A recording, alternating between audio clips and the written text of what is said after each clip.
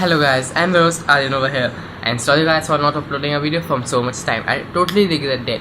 And the reason for that thing that I was offline was that I was building a PC. It is an AMD Ryzen based PC. Now it has I have to build it, I have to take parts, and I was not having any editing setup plus the problems of this PC. That's why it took me so much time to make a video. But now I will upload more early. So let's just guys stop our talk and proceed to our PC.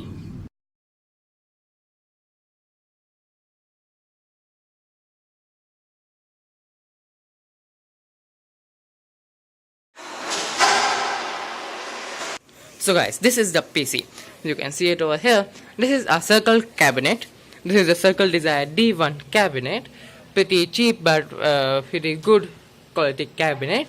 And these are the components. Now, this is a CPU fan made by AMD. This is the stock cooler, but it's very good, and the airflow is very good. Under this is sitting a Ryzen 5 2400G, which is sitting on a B350M motherboard, B350 Pro VDH motherboard. Then it has 4 gigs of G Skill aegis RAM, which are upgradable up to 64 gigs because it has 4 DIMM slots. You can see it over here. It is having 1 TB 7.2K RPM Western Digital Blue WD Blue 1 case fan and one 450 watt eyeball high quality high power power supply. Now this motherboard has these heat sinks.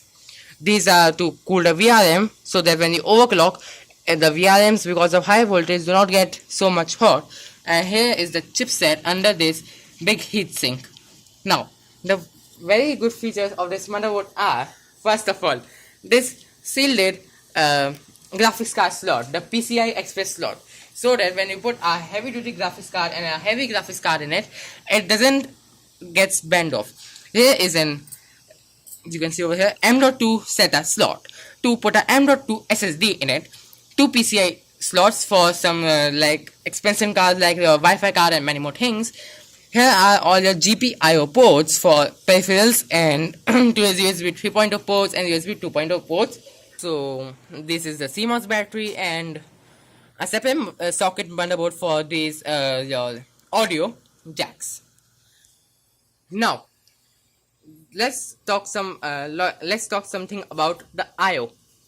So to fulfill the I/O, we have 2 USB 2.0 port with a PS2 combo port. Now what is a PS2 combo port is that in older days PS2 port was either there was separate PS2 port, one for mouse and one for keyboard. You cannot hot swap them, but in the modern motherboards they are combined. So either you can put a mouse or either you can put a PS2 keyboard, because we don't use that in current days, so we can choose anyone.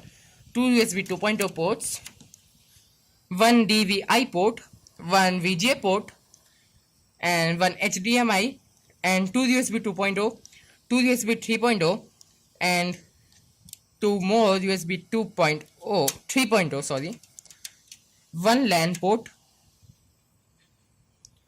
and 3 audio ports. You can see them over here, 3 audio ports.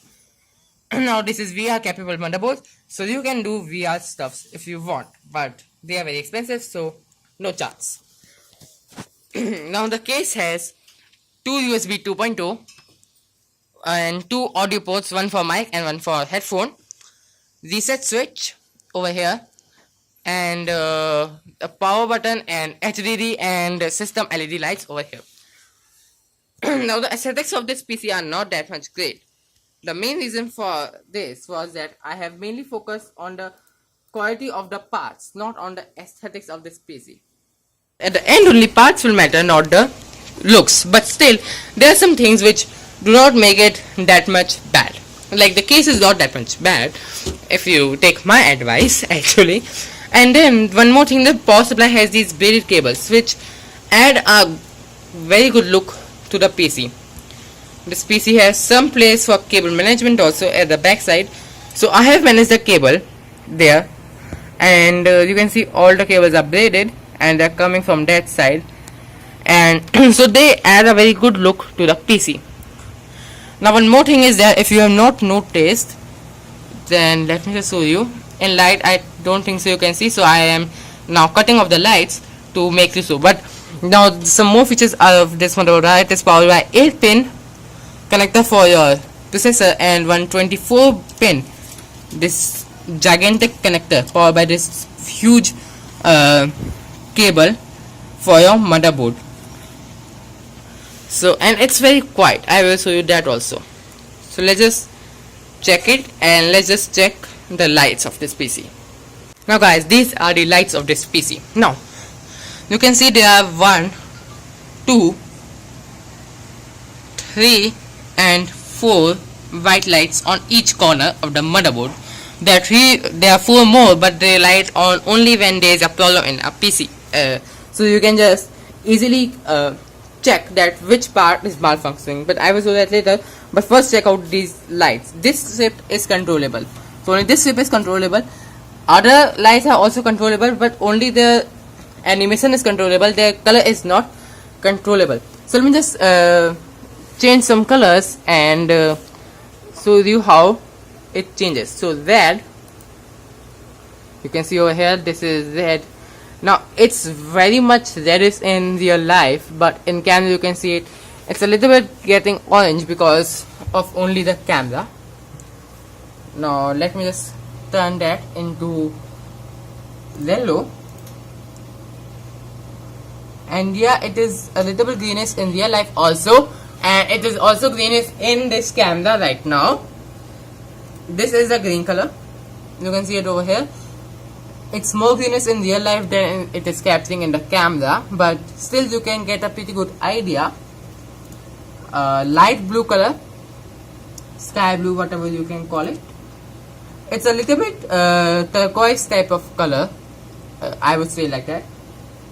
The blue color which I have used, and purple. So this is the purple color, and the last white color, which has a little bit accent of yellow color because the strip itself is of a little bit yellowish color and the lights come from that strip. Now let's check some animations of it. I'll turn it green because green shows best on camera. So one mode is no animation, in which the lights gets lighting like this only. You can see every white light is also now stable, it's not moving. Now let's just turn it into like breathing, which I have set. It looks like it's bleeding because it's getting fade and then it's getting again dark.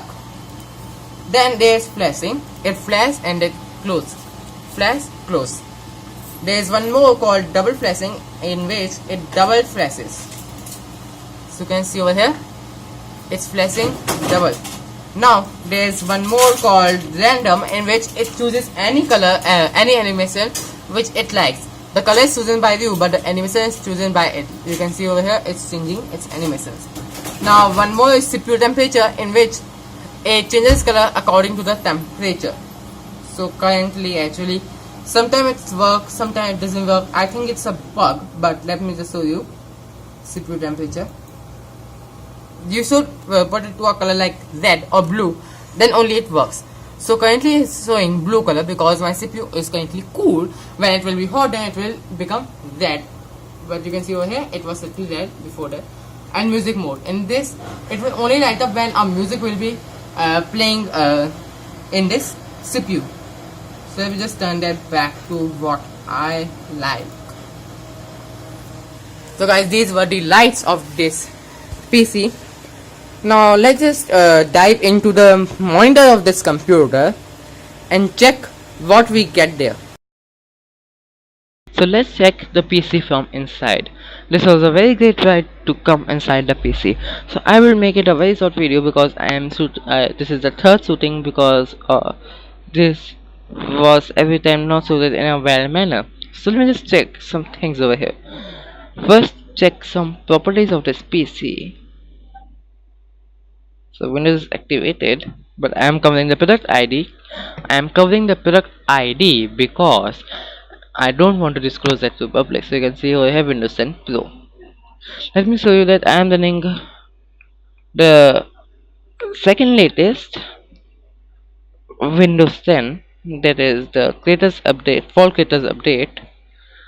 No, I'm not running the April 2018 update because it was launched very few time earlier, very little earlier, and till that I have already installed Windows 10. So, and the updates are so heavy that I can't install it on my own. You can see we have 1709 version 1709 that represents fall latest update, and yeah. So let me just close this command prompt real soon. Now let me just check some more things. Let me just show you some more things over here.